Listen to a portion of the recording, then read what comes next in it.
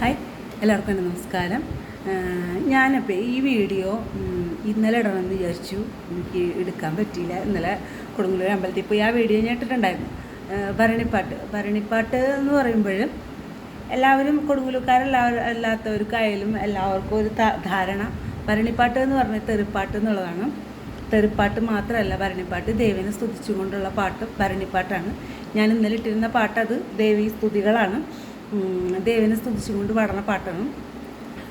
അപ്പം ഇന്നത്തെ വിഷയം എന്ന് പറഞ്ഞിട്ടുണ്ടെങ്കിൽ ദൈവികമായിട്ടുള്ളൊരു കാര്യം തന്നെ ആയതുകൊണ്ട് ആണ് ഞാൻ അതിനെപ്പറ്റിയും പറഞ്ഞത്. അപ്പോൾ എനിക്ക് പറയാനുള്ളത് എന്താണെന്ന് വെച്ചിട്ടുണ്ടെന്നുണ്ടെങ്കിൽ, പലരും അമ്പലങ്ങളിൽ പോകുമ്പോൾ നോൺ കഴിച്ചിട്ട് കുളിച്ചിട്ട് പോകുന്നവരുണ്ട്, പോയി വരണ വഴി നോൺ കഴിക്കുന്നവരുണ്ട്, അങ്ങനെ പല സംഭവങ്ങളുണ്ട്. അപ്പോൾ ഹിന്ദുക്കളിൽ തന്നെ ചില പൂജാതി കർമ്മങ്ങളിൽ ശാക്തേയം എന്നൊക്കെ പറയാൻ തോന്നുന്നു. അതിനെപ്പറ്റി ആധികാരികമായിട്ട് പറയണില്ല. പറഞ്ഞു കഴിഞ്ഞാൽ എന്തെങ്കിലും മിസ്റ്റേക്ക് വന്നു കഴിഞ്ഞാൽ അത് ബുദ്ധിമുട്ടാണ്. അപ്പോൾ അങ്ങനെയുള്ള സംഭവങ്ങളിൽ കോഴീനെ ഒക്കെ നമ്മൾ വെച്ചിട്ട് കഴിക്കണം. കള്ളും കോഴിയൊക്കെ ആയിട്ട് വെച്ചിട്ടുള്ള പൂജകളുണ്ട്. അതിപ്പോൾ അങ്ങനെ ഇല്ല, അപൂർവമായിട്ടേ ഉള്ളൂ. അപ്പോൾ നമ്മുടെ മഹാക്ഷേത്രങ്ങളിലൊന്നും സ്വാത്വികമായിട്ടുള്ള പൂജകളാണ് കൂടുതലല്ല, അങ്ങനെ തന്നെയാണ് ഉള്ളത്.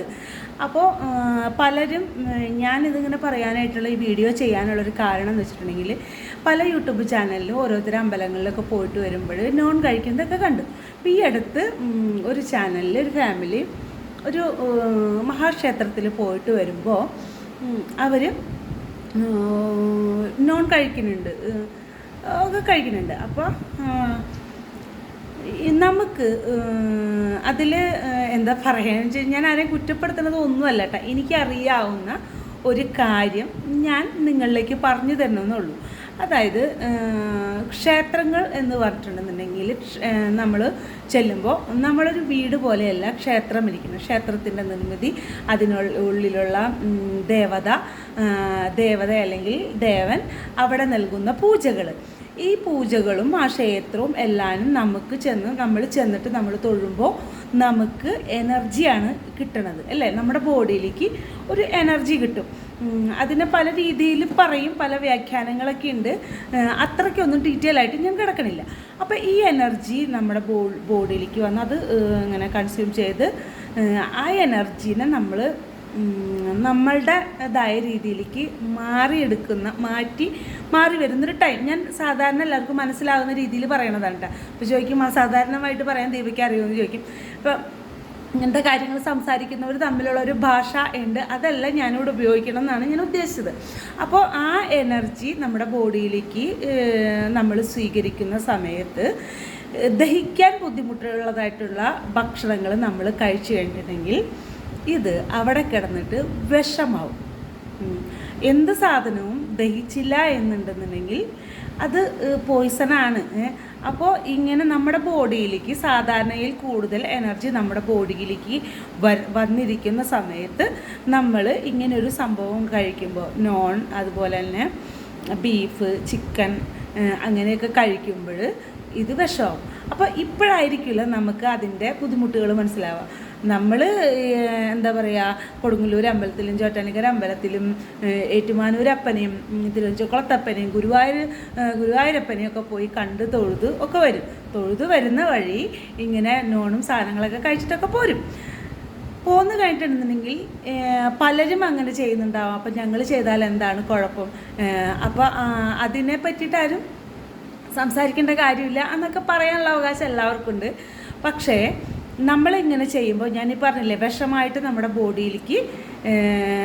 ബോഡി സ്വീകരിക്കാൻ സാധ്യത കൂടുതലുള്ളതാണ്. ഞാനിതൊക്കെ പറയുമ്പോൾ ഇപ്പോൾ ആരെങ്കിലും വന്നിട്ട് എനിക്ക് വട്ടാണെന്നോ ഭ്രാന്താണെന്നൊക്കെ പറയും. എൻ്റെ ഗുരുക്കന്മാരിൽ നിന്നും എൻ്റെ ഗുരുവിൽ നിന്നും എൻ്റെ ആചാര്യന്മാരിൽ നിന്നൊക്കെ ഞാൻ മനസ്സിലാക്കിയ കാര്യങ്ങളാണ് ഞാൻ നിങ്ങളോട്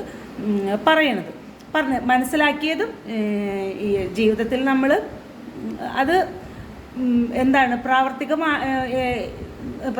എന്ന് പറയാൻ വെച്ചിട്ടുണ്ടെങ്കിൽ നമ്മളങ്ങനെ ചെയ്യാറില്ല.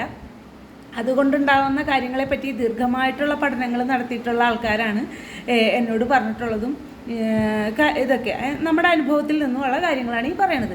ഞാൻ അങ്ങനെ അമ്പലത്തിൽ പോയി വരുമ്പോൾ നോൺ കഴിച്ചിട്ട് എനിക്ക് അസുഖം വന്നു എന്നല്ല കേട്ടോ ഞാൻ പറയണത്. അനുഭവം എന്ന് പറഞ്ഞാൽ സ്വന്തം അനുഭവമല്ല, നമ്മൾ പഠിക്കും ഓരോരുത്തരുടെ ഓരോ കാര്യങ്ങൾ കാണുമ്പോൾ. അപ്പോൾ കുറച്ച് കാലങ്ങൾ കഴിയുമ്പോൾ ഇത് നമ്മളെ ബോഡിയിൽ വന്നിട്ടുള്ള പോയിസൺ നമ്മൾ യഥാസമയത്ത് അത് അത് പുറം തള്ളി പോയില്ല എന്നുണ്ടെങ്കിൽ നമ്മുടെ കിഡ്നി, ലിവർ, അതുപോലെ പെൺകുട്ടികളാണെന്നുണ്ടെങ്കിലും ആൺകുട്ടികളാണെങ്കിലും നമുക്ക് PCOD, അതുപോലെ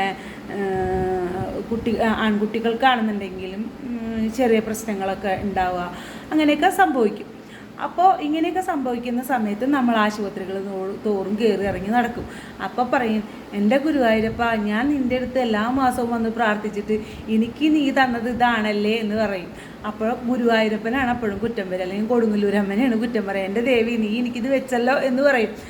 അപ്പോൾ കുറ്റം പറയണത് ആരെയാണ്?